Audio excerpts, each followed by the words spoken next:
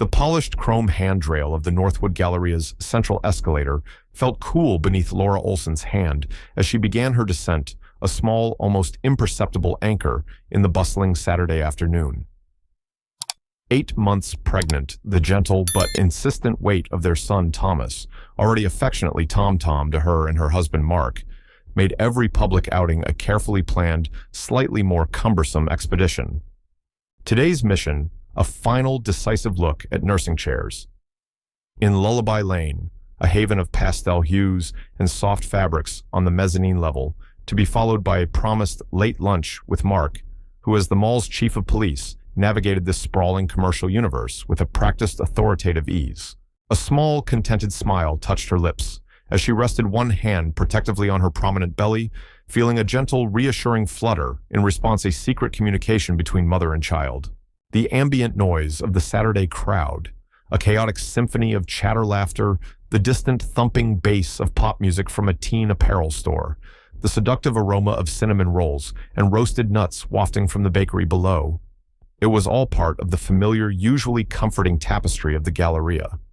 The air a complex blend of 100 competing perfumes, freshly brewed coffee, and the faint, sterile tang of cleaning solutions was a sensory signature of weekend consumerism. Laura inhaled deeply, a faint wave of excitement tinged with the inevitable anxieties of impending motherhood washing over her. The specific nursing chair she'd mentally bookmarked was a soft dove gray, a model of understated elegance she felt would be perfect for the buttercup yellow nursery she and Mark had so lovingly and sometimes frustratingly assembled over the past few months. She was approximately halfway down the gleaming metal staircase when the familiar world fractured. A sudden, violent, utterly unexpected impact slammed into the center of her back, brutal, breath-stealing.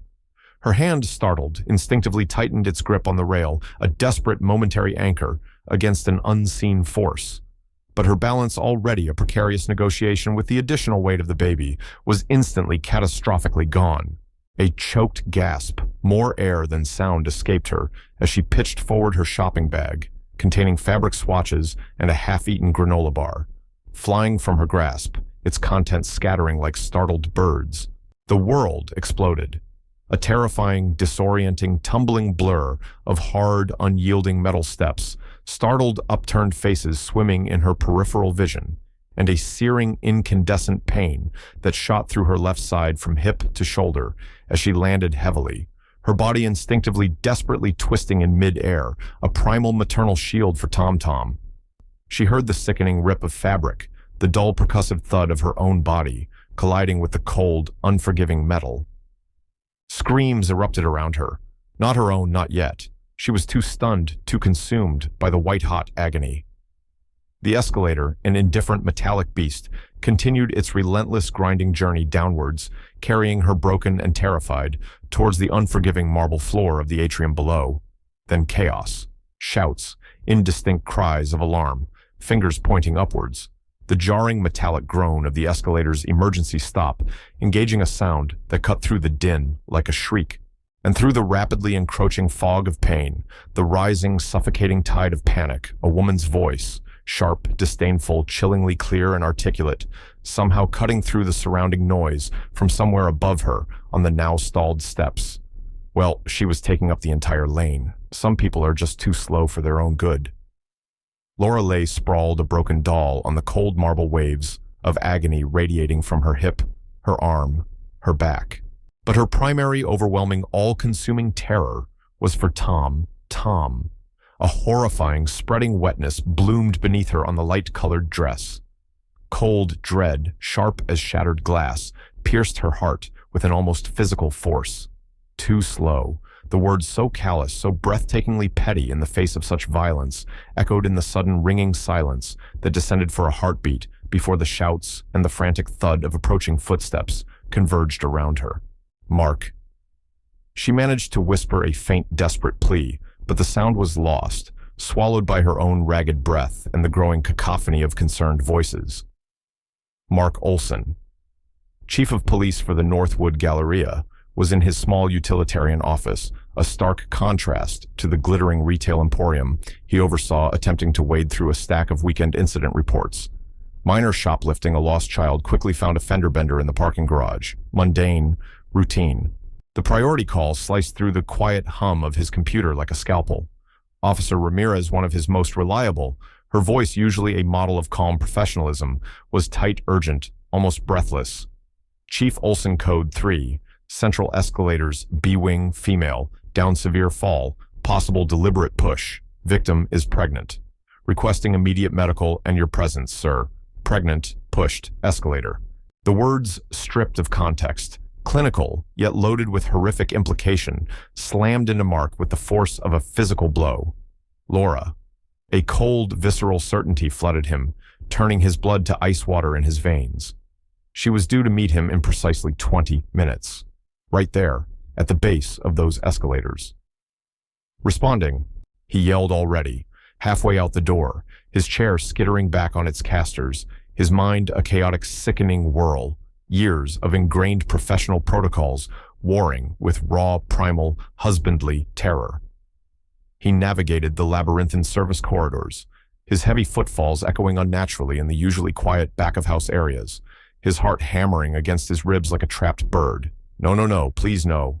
Each turn, each access door he burst through felt like an eternity, a grim reminder of the physical distance separating him from the unfolding horror, from the heart of the safety and security he was sworn to maintain, a promise now so brutally personally violated. He burst out of a service exit and into the central atrium, the sudden bright lights and the sheer volume of noise, a physical assault after the dim quiet of the corridors. The scene. His worst fears grotesquely realized. A dense crowd, a sea of shocked and curious faces, held back by his uniformed officers, their expressions a mixture of professional concern and personal alarm. Paramedics already on scene, working with swift, practiced, almost balletic efficiency. And on the cold, unforgiving marble floor, amidst a scatter of brightly colored shopping bags and personal effects, lay Laura. Ashen, unnaturally terrifyingly still, save for a violent, uncontrollable tremor that shook her entire frame. Her left arm, he could see even from this distance, was bent at an impossible, sickening angle. A dark, ominous stain was spreading rapidly on the pale fabric of her maternity dress, stark and horrifying against the cheerful blue. Laura. He was there, pushing through the inner cordon of his own officers, dropping to his knees beside her, his voice a choked, ragged sound he barely recognized as his own. Her eyes, wide, with an unbearable mixture of pain and terror, found his a flicker of recognition in their depths. "Mark," she whispered, her breath catching in a sob, her voice thin and reedy. "A woman. She just shoved me. From behind. So hard." Her uninjured hand, a desperate trembling claw, clutched at her belly. "The baby. Tom. Shh, honey, they're here. They'll help." Mark murmured, his gaze instinctively professionally, locking with the lead paramedic, a seasoned veteran he knew well. The paramedic met his eyes for a fraction of a second, then gave a grim, almost imperceptible shake of his head. Critical. The unspoken diagnosis hung in the air, heavy and suffocating. Officer Ramirez, her usually immaculate uniform slightly askew her expression, a carefully controlled mask attempting to conceal personal distress, approached him. "Chief, we have the assailant detained. Multiple witnesses identified her immediately. A Ms. Karen Bishop. She didn't resist arrest, sir. Just said Mrs. Olson was too slow and blocking the way." Karen Bishop. The name landed like another physical blow, a sickening lurch in his stomach. President of their Oak Haven Homeowners Association.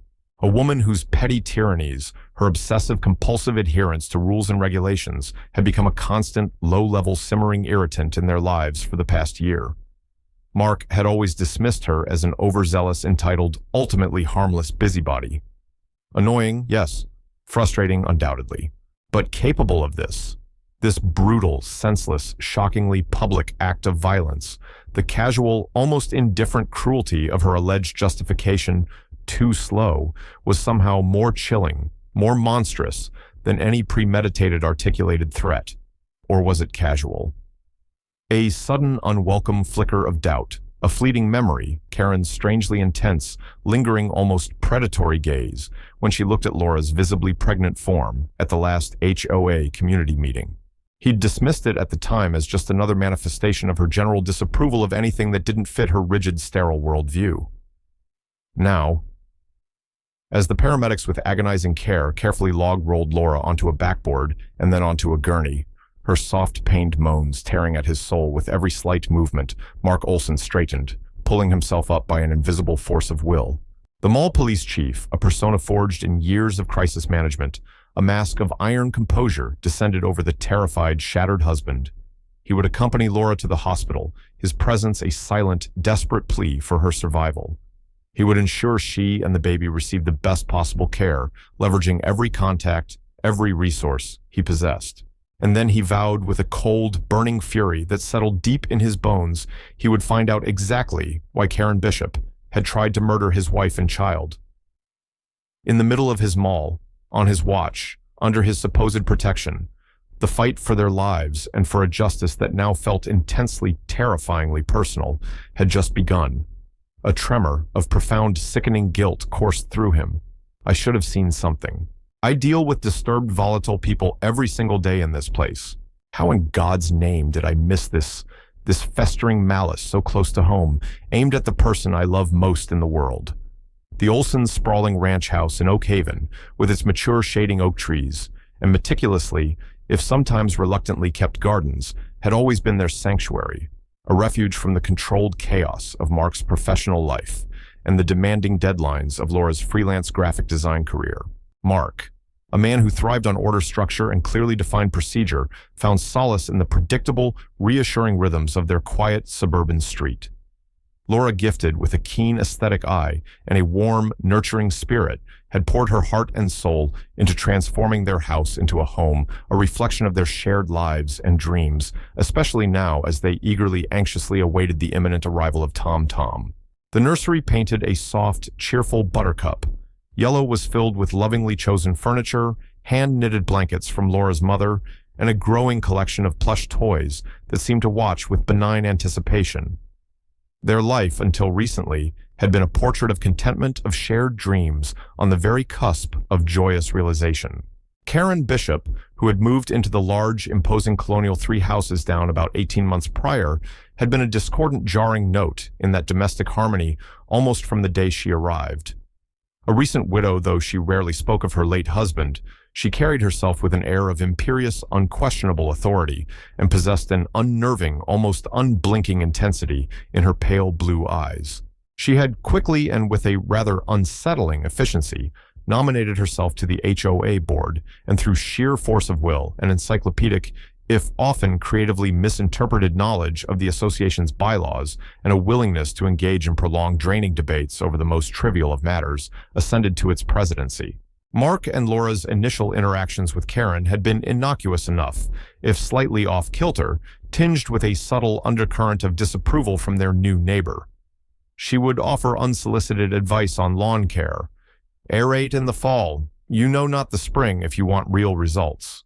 She'd pronounced her gaze sweeping critically over their slightly less manicured lawn, compared to her own rigidly perfect, almost unnaturally green landscape. She'd once left a neatly folded printed copy of the city's noise ordinance in their mailbox, with specific sections pertaining to domestic disturbances and unreasonable canine vocalizations, highlighted in fluorescent yellow, the day after they'd hosted a small, quiet dinner party for a few close friends. Just so everyone in our community is fully aware of their responsibilities to maintain the tranquility we all cherish, she'd said with a thin, cool smile, when Laura, more curious than offended, had politely inquired about it. Laura, ever inclined to see the good in people, to find excuses for brusque behavior, had initially dismissed Karen as merely eccentric, perhaps a little lonely someone, struggling to adjust to widowhood and a new neighborhood. Mark, more cynical and world-weary from years of dealing with the diverse and often challenging cross-section of humanity that frequented the mall, recognized the classic hallmarks of a petty tyrant, someone who derived a disproportionate amount of satisfaction from wielding even the smallest modicum of power. He advised Laura to be polite, but to maintain a cautious distance to avoid engaging her in any prolonged discussions. "Just nod and smile, honey," he'd said. "Don't give her an opening." The inciting incident, the moment Karen Bishop's generalized ambient disapproval seemed to coalesce into a more focused, almost personal animosity towards the Olsons, particularly Laura, had occurred at an HOA meeting called, ironically enough, to discuss new landscaping proposals for the community entrance. Laura, leveraging her professional design background, had offered a thoughtful, well-researched, and aesthetically pleasing suggestion that differed significantly from Karen's preferred, more austere, and frankly rather uninspired plan. Karen had publicly, and with a scathingly dismissive tone, dismissed Laura's ideas as amateurish, frivolous, and entirely out of keeping with Oakhaven's established dignified character. Her voice laced with a personal derision that went far beyond a simple disagreement over shrubbery choices. Several neighbors had exchanged uncomfortable, embarrassed glances. Laura, though visibly flustered by the unexpected ferocity of the attack, had held her ground calmly and articulately, defending her proposal with facts and figures. Karen had overruled her with a curt, dismissive wave of her hand, a small, smug, triumphant smile playing on her lips. From that day forward, Mark noticed Karen's gaze, when it fell upon Laura, particularly upon her growing belly, seemed to carry an extra edge of something cold, calculating, and deeply resentful. Laura had later recounted to Mark how Karen's critique hadn't just been about the plants or the design. It felt like an attack on her competence, her taste, even her right to contribute. It was like she hated the very idea of me having a different opinion. Mark, Laura had said, clearly unsettled, not just that she disliked my proposal for the flower beds. The rising action of Karen's hostility was a slow, insidious, creeping campaign. There were no more direct public confrontations. Karen was too cunning for that, but rather a series of actions that felt like carefully calculated provocations designed to harass and intimidate without leaving clear fingerprints. Anonymous complaints to the city about the Olsons' unpermitted backyard deck renovation, which was in fact fully permitted and had passed all inspections with flying colors, caused weeks of bureaucratic headaches and frustrating delays for Mark, who had to take time off work to sort out the paperwork. Then a prized antique rose bush Laura had nurtured for years, a precious living link to her late grandmother, was found one morning, expertly, almost surgically severed at its base, its vibrant blooms left to wilt on the grass. There was no direct proof, of course. Their security cameras showed nothing definitive, just fleeting shadows on the sidewalk at odd hours of the night. But the malice felt intensely personal, a cruel and targeted strike aimed directly at something Laura cherished, something that represented family continuity and beauty. Around this time, Mark's professional life presented a different, though seemingly unrelated kind of problem that briefly and somewhat misleadingly intersected with his growing gnawing unease about Karen Bishop. A string of highly sophisticated, almost professional-grade shoplifting incidents at several high-end boutiques and electronics stores in the Galleria had his security team stumped and the mall management increasingly agitated.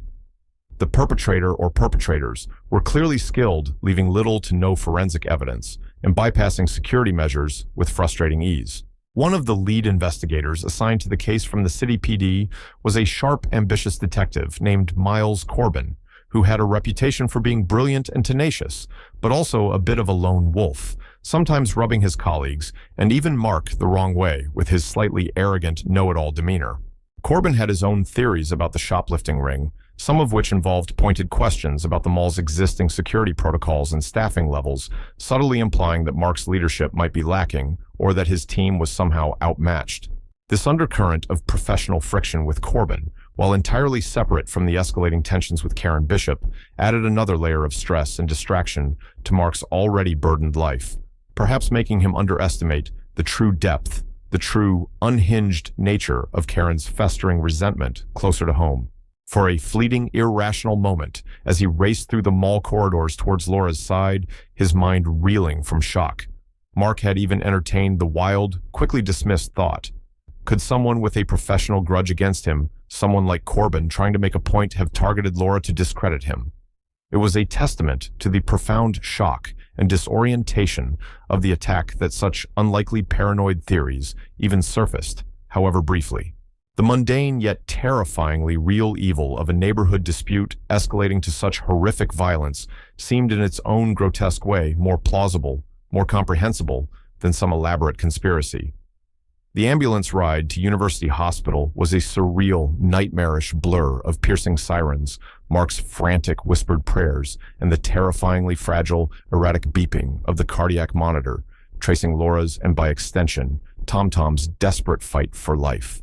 Mark held Laura's limp, uninjured hand, his own trembling uncontrollably, as the paramedics worked frantically around her in the cramped, swaying confines of the vehicle, administering oxygen-starting IV lines. Their voices a low, urgent professional hum of medical terminology he understood all too well from his years of law enforcement experience.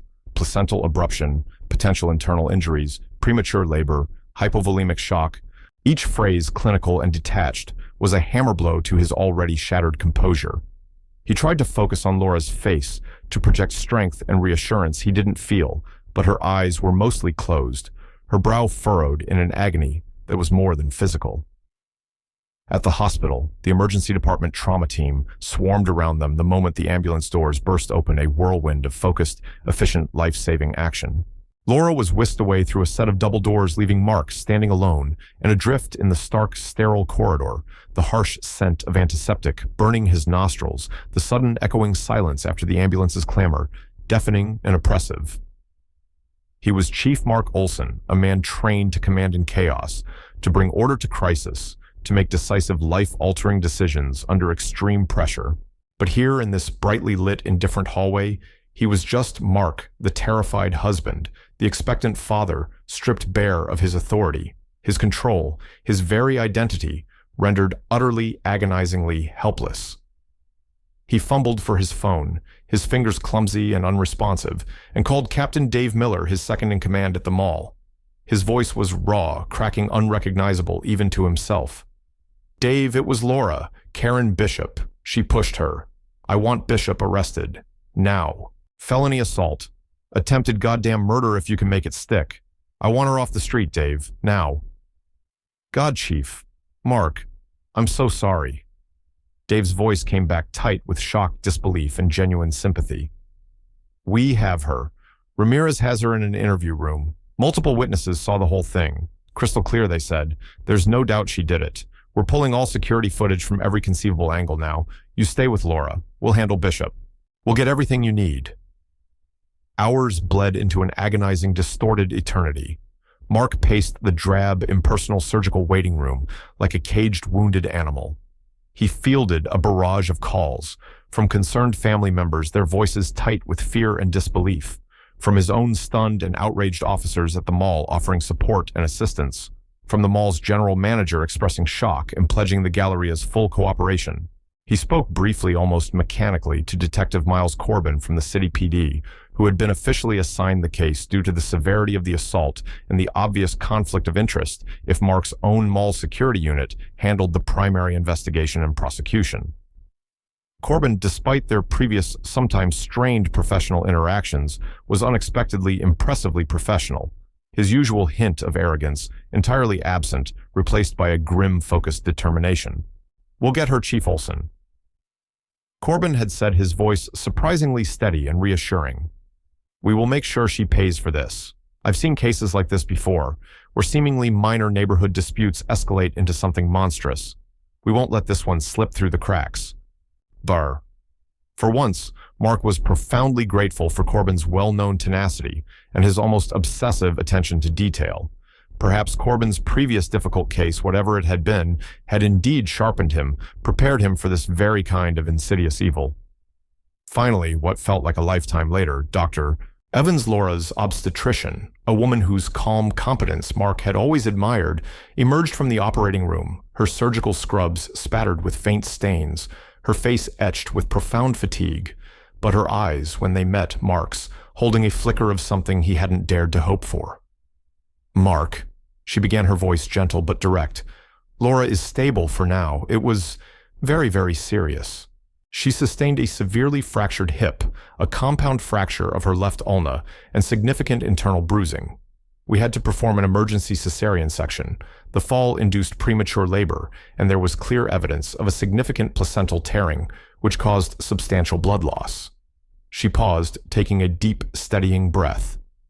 "Your son Thomas was born at 32 weeks gestation. He's very small, Mark, just under 4 pounds. He's currently in the neonatal intensive care unit, and he has a long, arduous fight ahead of him.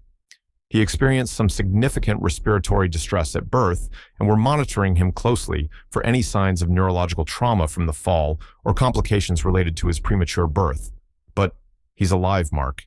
He's breathing with assistance. He's a fighter. Alive. Tom was alive. Laura was stable. The words simple and direct were an absolution, a reprieve from the suffocating, crushing weight of terror that had enveloped him for hours. Mark sank into the nearest unforgiving plastic chair, the strength finally completely deserting his legs, and wept great heaving, silent sobs that shook his entire body. Later, much later, when Laura was settled in a private recovery room, pale, weak, hooked up to a bewildering array of monitors and IV drips, but her eyes clear and focused, when they found his, across the dimly lit room, Mark sat beside her, gently holding her uninjured hand, afraid to even touch the swollen, bruised arm. Tom, she whispered, her voice barely audible, raspy from intubation. He's so small, Laura. Mark choked out, fresh tears blurring his vision, his voice thick with unshed emotion. So tiny, but Dr. Evans said he's strong. He's fighting, just like his mom. Laura's eyes filled tears, tracing slow paths down her pale cheeks. Karen, why Mark? Why would she do that to us? What did we ever do to her? I don't know for sure yet, honey, Mark said, gently stroking her hair back from her forehead, his heart aching with a mixture of rage and profound sorrow. But we're going to find out, and I swear to you she's going to pay for what she did to you, to our son. She will not get away with this. The memory of Karen's cold, dismissive gaze at those HOA meetings returned with sickening clarity. Had he been blind, complacent? Had he underestimated the venom lurking beneath that veneer of civic self-importance? The guilt was a fresh, sharp stab. The investigation, spearheaded by the methodical and increasingly driven Detective Corbin with the full and eager support of Mark's mall police unit providing logistical assistance and witness coordination, moved with grim, relentless speed. The witness statements were damning and remarkably consistent. Karen Bishop had been observed loitering near the top of the escalator for several minutes, her gaze seemingly fixed on Laura as she approached and began her descent. She had then moved with clear, unambiguous intent, forcefully shoving Laura in the center of her back. Multiple shoppers, shaken and horrified, confirmed hearing Karen sneer, "Serves you right for being so slow and in the way," or words to that effect, as Laura tumbled helplessly down the metal steps. The Galleria's comprehensive security camera footage from multiple angles provided irrefutable, chilling visual evidence. It showed Karen's calculated, almost predatory approach, the brutal, unprovoked push, and her utter shocking lack of concern or remorse as Laura lay injured and unmoving at the bottom of the escalator. It also captured her being calmly detained by mall security officers, her expression one of haughty indignation and affronted dignity rather than shock, fear, or contrition. Forensic analysis of Karen's clothing and handbag, conducted by the City PD's crime lab, revealed microscopic fibers from Laura's distinctive blue maternity dress, consistent with forceful, direct contact. More tellingly, Karen herself had a fresh, angry-looking scratch on her right forearm, which she vaguely claimed was from pruning her rose bushes earlier that day, but which under microscopic examination matched the description of Laura's desperate, instinctive attempt to grab onto something or someone as she fell. Detective Corbin interviewed Karen Bishop at length in a sterile interrogation room at City Police headquarters. Initially, she was calm, almost regal in her dismissiveness, sticking rigidly to her story that Laura had simply lost her balance, perhaps due to her condition, and that Karen was merely an innocent bystander being unfairly targeted and harassed, possibly due to her prominent and sometimes controversial position in her community. She repeatedly demanded a lawyer and refused to answer any further direct questions about her actions on the escalator, her tone laced with barely concealed contempt for the investigators. Corbin, however, was undeterred. He wasn't satisfied with the superficial explanation of an impulsive shove. The coldness of it, the public nature of the assault, the casual cruelty of the reported remark, it all felt off somehow, deeper, more premeditated than a simple flash of temper. He began to dig meticulously and patiently into Karen Bishop's background. He pulled property records, ran exhaustive background checks, cross-referenced names, dates, and addresses from Karen's previous residences. He spent hours fueled by coffee and a growing sense of unease, reviewing archived security footage from the Northwood Galleria from previous weeks and months, a nagging, persistent hunch gnawing at him. And then he found it. Chilling, undeniable patterns. Karen Bishop presented at the mall on at least 3 other occasions in the past month alone, when Laura Olson's credit card transaction records showed she'd also been shopping there. Not just coincidentally present in the same vast complex, but detailed footage from different department stores and smaller boutiques showed Karen seemingly in the background, sometimes appearing to watch Laura from a discreet distance, her expression unreadable, but her focus intense, stalking. This wasn't an impulsive act. This was looking more and more like a planned, targeted assault. This changed everything. Corbin's deep dive also uncovered the old local news articles, the obscure, almost forgotten blog posts from a small town Karen had lived in over a decade prior. The stories detailed a bitter, protracted neighborhood dispute Karen had engaged in with a young family who had several small active children. Karen had apparently waged a relentless, multifaceted campaign of harassment against them. Incessant noise complaints to local authorities, disputes over property lines, even according to one uncorroborated but chilling blog post written by a purported former neighbor, accusations of trying to poison the family's beloved golden retriever. The young family, exhausted and demoralized, had eventually sold their home at a significant loss and moved away, explicitly citing unbearable targeted harassment by a vindictive neighbor. In a local council complaint form Corbin managed to unearth from archived municipal records. And then Corbin found the critical, devastating piece of the puzzle, a brief, almost overlooked, digitized memorial notice in an online archive of a later community newsletter from that same small town.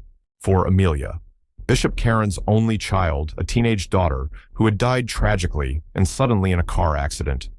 The timing was gut-wrenching. Amelia's death had occurred shortly after Karen's harassment campaign against the young family with children had reached its vindictive peak. Corbin now had a working theory, a dark, profoundly twisted, but chillingly plausible motive. He immediately requested and obtained an expedited search warrant for Karen Bishop's meticulously ordered Oakhaven home. Amidst the almost clinically neat rooms, a testament to her obsession with control, they found something unexpected. Something deeply disturbing, concealed in a locked drawer of an antique writing desk. In her study, a series of leather-bound journals.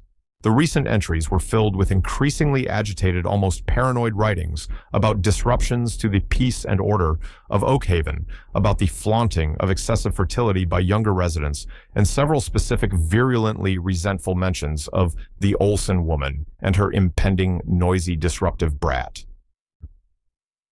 One entry dated just the week before the assault was particularly chilling. She glides around so smugly pleased with herself, her swollen form, an affront to decency, and a constant painful reminder. It's a daily torment. Amelia would have been a mother by now, perhaps. Her life, her future stolen. But some are allowed such joy, such continuity, while others are left only with ashes and silence. This imbalance, it must be rebalanced. Order must be restored. Armed with this new damning evidence, the surveillance footage indicating stalking, the documented history of past harassment, the tragic context of her daughter's death, and now the horrifying window into her psyche provided by the journals, Corbin went back to interrogate Karen Bishop, her high-powered, expensive attorney now present, and visibly more concerned. The lawyer, a slick, experienced litigator, initially attempted to bluster, to dismiss the new mall surveillance footage as coincidental and ambiguous, the eyewitnesses as prone to misinterpretation in a chaotic, fast-moving situation. He argued vigorously that Laura's fall was a tragic accident and Karen merely an unfortunate bystander caught up in the subsequent confusion. Corbin listened patiently, his expression unreadable, letting the lawyer exhaust his initial arguments. Then calmly and methodically, he laid out the new evidence piece by piece, like a master chess player revealing his checkmate. He detailed the consistent sightings of Karen at the mall on previous occasions, her movements seemingly shadowing Laura's. He presented the documented articles and complaints about the past harassment campaign in her former town. He gently, almost somberly, introduced the memorial notice for Amelia. And finally, with a quiet gravity that filled the small interrogation room, he presented photocopies of the relevant damning entries from Karen's own journals. He watched Karen Bishop's face intently as he spoke. As he recounted the details of Amelia's life and tragic death, the icy, brittle control Karen had maintained began to visibly crack. When he read aloud the chilling journal entry, "It must be rebalanced. Order must be restored." Something fundamental within Karen Bishop seemed to shatter. Her attorney tried to interject to stop the interrogation, but Karen, her face ashen, raised a trembling, almost skeletal hand. "Amelia?" She choked out the name, a raw, agonizing wound, torn open tears, finally breaching her defenses, carving dark, mascara-laden paths down her carefully composed features. She was perfect, so quiet, so considerate, so intelligent. She would never have been an inconvenience, a burden, not like these modern breeders. Her voice dripped with a sudden shocking venom, parading their vulgar fertility, their noisy, demanding, undisciplined offspring, thinking the world owes them something, owes them effortless joy. Her gaze, wild and venomous, suddenly fixed on Corbin with an almost physical force. That Laura Olson, so smug, so radiant with her big belly, her nauseating, unearned happiness. It was a mockery, a constant, daily, unbearable reminder of what I lost, of what was so cruelly, unjustly stolen from me. My Amelia is gone, her future extinguished, and she gets to have that.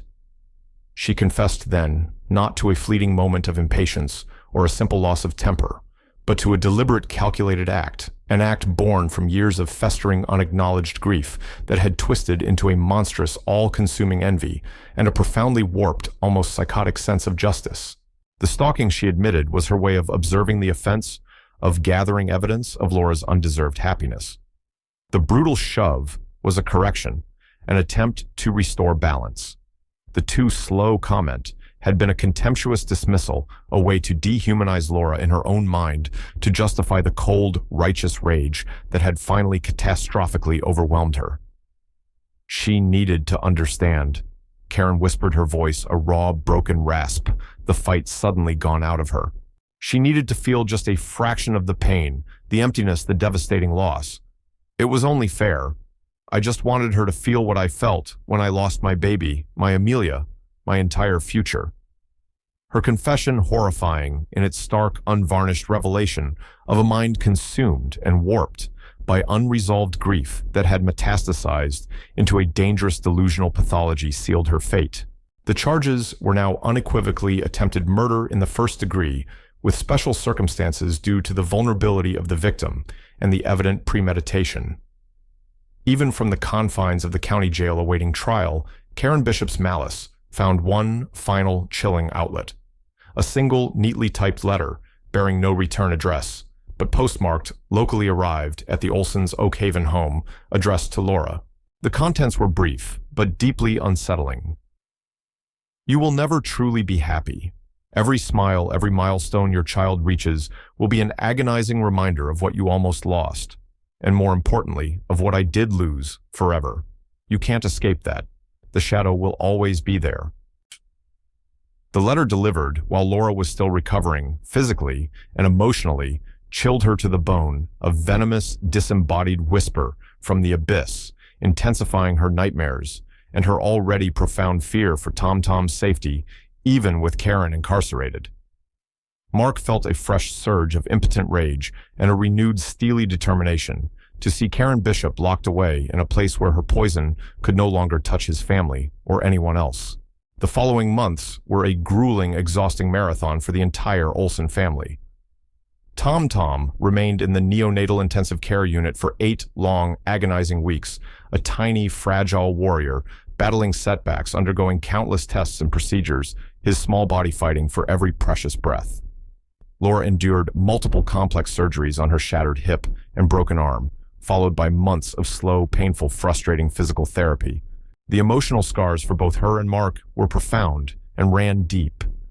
Mark wrestled constantly with guilt, with the endless, tormenting what-ifs, the subtle signs he felt he might have missed in Karen's increasingly erratic HOA pronouncements and her strangely intense demeanor. Laura fought daily waves of anxiety, the persistent, terrifying fear that the world was no longer a safe or predictable place, that danger could lurk behind any ordinary suburban facade.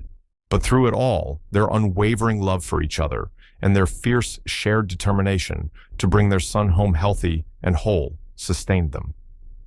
The community, both their immediate Oak Haven neighborhood and the wider city, shocked and outraged by the senseless brutality of the mall attack, rallied around them in a way that was both humbling and deeply moving. Fundraisers were organized by Mark's colleagues and mall tenants. Meals were delivered to their doorstep by neighbors, many of whom had previously kept their distance from Karen Bishop, but now felt a collective sense of shame and responsibility. Messages of support cards and prayers poured in from friends, family, and even strangers touched by their story. Karen Bishop became a local pariah, her name synonymous with entitled unhinged violence.